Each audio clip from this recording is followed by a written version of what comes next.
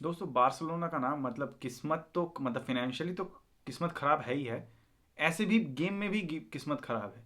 मतलब आधे से ज़्यादा बॉल चांसेस वुडवर्क पे लगना, पोस्ट पे लग जाना, गोल अंदर नहीं जाना। क्या ब्लैक मैजिक, क्या क्या काला जादू करके रखा था रियल सोसिएदाद के गोलकीपर ने, मुझे नहीं पता। भाई बॉल अंदर जा ही नहीं रहा था। और हमारे डिफेंस के तो क्या कहने, ओहो हो। प्लेयर्स ऐसे कि भाई इनको रतन बना के हम लोग डाल सकते हैं। पिक्चर म्यूजियम में इनका पिक्चर रखना चाहिए बार्सिलोना का। मतलब डिफेंस के सिवा इनको सब करा लो। और बार्सिलोना फैंस के साथ का किस्मत तो इनके साथ ही ऐसे ही चल रहा है। खराब तो चल ही रहा है। जैसे कि मेरा देख लो। अब ये वीडियो में जाने से पहले मैं एक बात आपसे आपसे पर्टिकुलरली बात करना चाहता हूँ। यार तुम लोग आते हो, वीडियो देखते हो, तुम भी बार्सिलोना सपोर्टर, हम भी बार्सिलोना सपोर्टर, या फिर कोई नॉन भी बार्सिलोना सपोर्टर हुआ, तो मैं तो बहुत सारी वीडियोस बनाता हूँ यार। सब्सक्राइब कर लिया करो, मुझे भी सपोर्ट मिल जाएगा। फ्री का ही तो है, सब्सक्राइब कर लो यार। नीचे फ्री का बटन है, सब्सक्राइब कर लो। चलो आते हैं, बात करते हैं मैच के बारे में। बहुत सारी बातें हैं इस वीडियो में बात करने के लिए, बहुत सारा इन्फॉर्मेशन है। तो कुछ तो ऐसे ऐसे हैं जिसके बारे में ज़्यादा बोल भी नहीं पाऊंगा, वरना वीडियो बहुत लंबी बन जाएगी। पहले बात कर लेते हैं बार्सिलोना और रियल सोसिएदाद के मैच के बारे में। 2-1 से बार्सिलोना ने ये मैच हारा। और इस मैच को अगर कोई सिर्फ इस रिजल्ट के तरीके से देख रहा है तो इसको मत देखो ऐसा। बार्सिलोना को पूरे पूरा जो नवग्रह है ना, 9 प्लैनेट्स मिल के हराने की कोशिश कर रहे थे। पूरा ब्लैक मैजिक करके रखा था इस गोलकीपर ने रियल सोसिएदाद का। भाई बॉल अंदर जा ही नहीं रही है। हर बॉल जो भी चांसेस क्रिएट हो रहे हैं, या तो वुडवर्क पे लग रहा है, या तो साइड से निकल जा रहा है, या तो सेव हो जा रहा है। मतलब भाई इट वाज इतना फ्रस्ट्रेटिंग था। रात के 3:30 बजे तक तुम जग के अगर ये मैच देख रहे हो, तुम इतना फ्रस्ट्रेट हो जाओगे कि मतलब क्या बताऊं भाई। और ऊपर से रेफरिंग, मतलब पूरी दुनिया में इस वीआर को और कुछ नहीं। मतलब ये देखो, ये बात फैक्ट है कि हमें इतना तो पता ही है कि एज ए बार्सिलोना फैंस, कि जब भी बार्सिलोना अच्छा खेलेगी या फिर गोल मारने की कोशिश करेगी, क्या तुमने कभी ये नोटिस किया जब भी ये हम लोग गोल मारते हैं या फिर हम लोग के बार्सिलोना के प्लेयर्स गोल मारते हैं पिच पे, इन आधे से ज्यादा रेफरिंग को ओ ये कैसे हो गया, अरे भाई क्या करें अब, ऐसे रिएक्शन निकलते हैं इन लोग, जैसे इन लोगों के पॉकेट, इन लोग का सैलरी कट जा रहा है। मतलब और हर इतनी गलीच, इतना गंदा रेफरिंग भाई। मतलब छोड़ो रेफरिंग, अब हांजी फ्लिक ने भी after the match post match conference में ये बोला कि भाई इस कोच के बारे में क्या बोलूं, मैं अपना एनर्जी वेस्ट नहीं करता। That sums up. और फ्रेंकी डियोंग ने भी बोला in the post match conference कि भाई आप अगर इस लेवल की रेफरिंग करोगे, मतलब कुछ बोलने का नहीं। मतलब बार्सिलोना में आपको बस इतना ही है कि आपको बस इतना अच्छा खेलना है, आपको इतना गोल स्कोरना है कि आपको चांस ही नहीं देना है रेफरी को कि वो डिसाइड करे कि मैच का डायरेक्शन किस तरफ जाएगा। ये हालत है रेफरिंग के। छोड़ा, ये तो दूसरों को गाली देके कोई फायदा है नहीं। भाई इस मैच में मतलब ऐसा नहीं बोलूंगा कि गेम बहुत गंदा खेला। टीम अच्छा खेली, डिफेंस के छोड़ के बाकी टीम अटैकिंग हाफ में बहुत अच्छा खेली, ठीक है। लेकिन जो चांसेस हम लोगों ने क्रिएट किए वो आधे से ज़्यादा आधे के कोई कन्वर्ट ही नहीं हुए। और एक गोल तो डिसअलाउ कर दिया गया, पेनल्टी दिया नहीं गया। चलो पेनल्टी में तो फिर भी छोड़ दो, लेकिन वो ऑफ साइड, भाई वो ऑफ साइड था या क्या था, मुझे मतलब ये ऑफ साइड कैसे हो सकता है, मुझे एक बात बताइए, ये ऑफ साइड कैसे हो सकता है। एक लाइन पे ये कौन सा दिख रहा है, इसको कहाँ से ये वीआर बन रहा है मुझे पता नहीं। जो भी हो, of side is of side. तो हम लोगों ने 3 पॉइंट लूज किए। आप मतलब सोचो कि जब मतलब ये सीजन जब रफीनिया इंजर्ड हुआ था, एक मैच नहीं खेला था वो हम हारे थे। आज रफीनिया बेंच पे था और हम मैच हार गए। तो अगर बार्सिलोना का पूरा अगर ये स्क्वाड देखे, अगर आप ये सोचेंगे कि बार्सिलोना को पूरे मैच में लमीन यमाल सब ने अपना पूरा कोशिश कर लिया, लेकिन चांसेस अच्छे क्रिएट किए, ऐसा नहीं बोल रहा हूँ कि चांसेस क्रिएट नहीं किए। चांसेस क्रिएट किए, गोल के सिचुएशंस भी बहुत आगे, फर्मीन लोपेज ने भी बहुत सारे अच्छे चांसेस लिए। एक तो गोल उसका डिसअलाउ हो गया, वो अलग। लेकिन हम लोग क्लिनिकल नहीं है इन द डी बॉक्स। कहीं ना कहीं हमें वो एक जो रफीनिया का जो क्लिनिकलनेस है, जो डायरेक्टनेस है, और जो रफीनिया, बट हम लोग as a Barcelona team Raphinha पे बहुत ज़्यादा डिपेंड है। मैं टैक्टिकली नहीं जाऊंगा इस मैच में, बहुत ही फ्रस्ट्रेटिंग मैच था। इसमें मैं टैक्टिकली जाऊंगा ही नहीं। बट टीम अच्छा खेली, लेकिन हमें कुंडे का कुछ करना पड़ेगा। रफीनिया पे डिपेंडेंसी कमाना पड़ेगा, क्योंकि भाई रफीनिया के बिना हम लोग कोई मैच ही नहीं जीत रहे हैं। अगर आप देखोगे, या तो उसने काला जादू कर दिया, या तो ओपोनेंट वाले काला जादू कर लेते हैं हम लोगों पे। कुंडे का कुछ करना पड़ेगा, उसको जगाना पड़ेगा या तो उसको बेंच करना पड़ेगा, क्योंकि भाई उससे डिफेंडिंग हो नहीं रही है। जाओ कैंसेलो आया, पहला मैच ही डेब्यू में हार गया। जो भी है पता नहीं, अब जो है सो है। पेड्री पे एक ऐसा टैकल आया, उसका तो रेड कार्ड। मतलब इस मैच में बात करने के लिए इतना फ्रस्ट्रेशन निकल के आता है ना कि भाई, कि किस्मत भी आपको इतना मतलब आपका साथ नहीं दे रही है कि आप जीत, मतलब किस्मत भी चाहती है कि आप हार जाओ।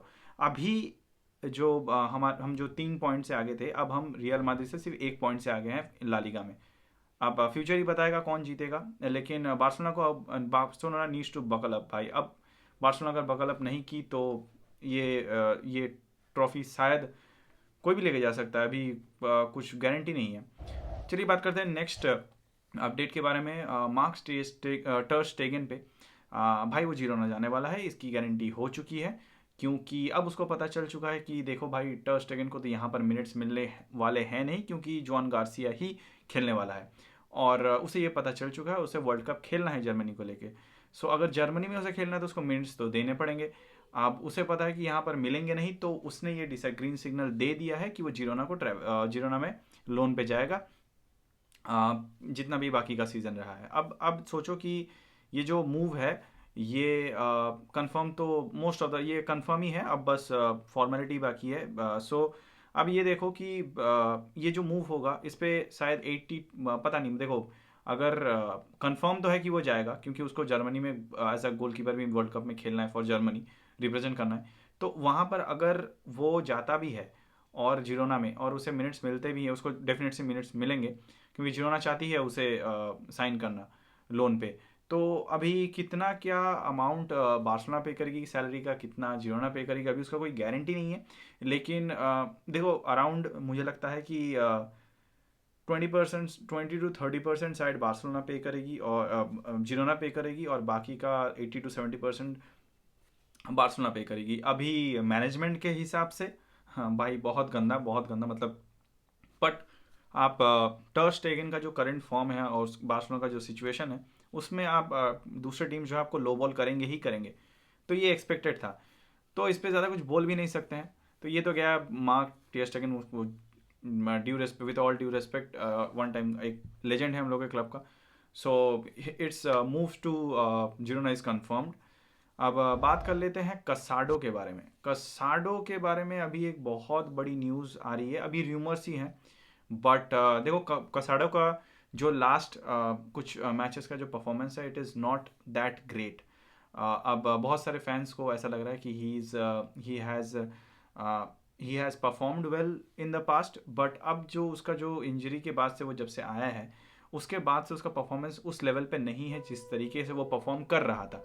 अब इस पे जो इश्यूज आ रहे हैं फैंस को, कि अब मैनेजमेंट ये देख रही है कि क्या कसाडा को हमें रखना चाहिए या नहीं रखना चाहिए।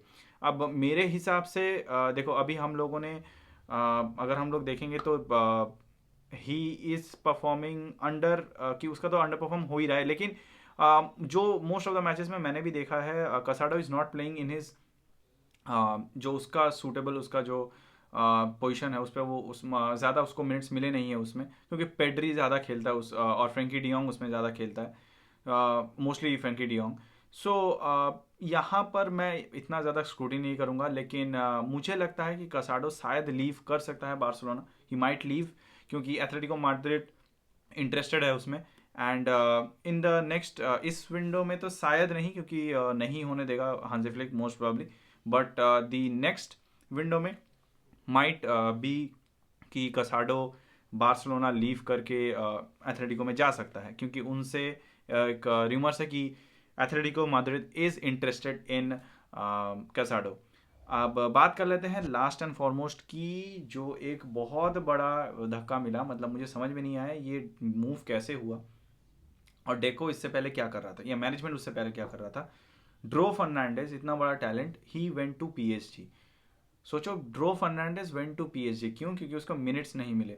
चलो उस पर तो बाद में बात कर लेते हैं, पहले मैं मैनेजमेंट पे एक डिग लेना चाहूंगा कि भाई तुम्हें अगर पता है कि 18 साल के बाद he is free to move, अगर कोई क्लब आता है तो 6 मिलियन पे करके उसका रिलीज का उसको लेके जा सकता है, तुम उससे पहले उसका कोई कॉन्ट्रैक्ट रिन्यू नहीं कराओगे 18 से पहले, ताकि तुम लॉक इन करके ड्रो फर्नांडेज जैसा टैलेंट, क्योंकि हम लोग एकेडमी के प्लेयर्स हैं, हमें पता है कि ये कितने वैल्यूएबल हैं इन द मार्केट। तो तुमने कोई भी कॉन्ट्रैक्ट नहीं दिया, रिन्यू नहीं कराया और पीएसजी ने लेके चला गया। तो this is what it is. मतलब देखो का मतलब मैनेजमेंट का कितना, मतलब कितना मिसमैनेजमेंट है कि ये लोग कहाँ क्या फूक रहे हैं पता नहीं। ड्रो फर्नांडिस जैसा अपने टैलेंट उसको 6 मिलियन में छोड़ दिया। छोड़ो ये तो गया गया। अब आते हैं ड्रो फर्नांडिस पे। ड्रो फर्नांडिस जो पीएसजी में जा रहा है, सोच रहा है कि वहां पर मिनट्स मिलेंगे, अब ये बोल के जा रहा है।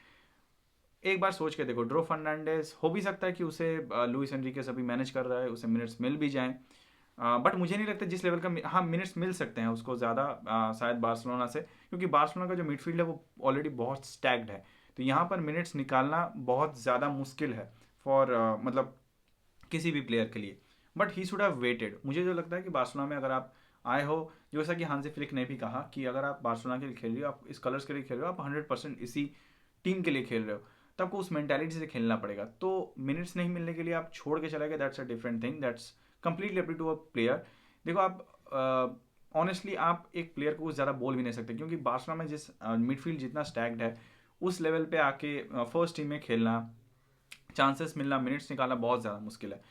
So on a this perspective कि वो गया है, वी कैनॉट से जो फर्नांडिस कि आपने ये गलत किया या उसने वो गलत किया, पैसे के लिए कर रहा है, what ever he is doing. But I think he did a right decision. हमारी तरफ से ये गलती हुई कि हमने एक इतना बड़ा टैलेंट सिर्फ 6 मिलियन में छोड़ दिया, जिसे हम लोगों ने शायद, अगर हम लोग ठीक करेक्ट टाइम पे हम ना अपना कॉन्ट्रैक्ट रिन्यू करवाते, तो शायद हम लोग उससे ज़्यादा निकाल पाते या बेनिफिट हो पाता हमसे।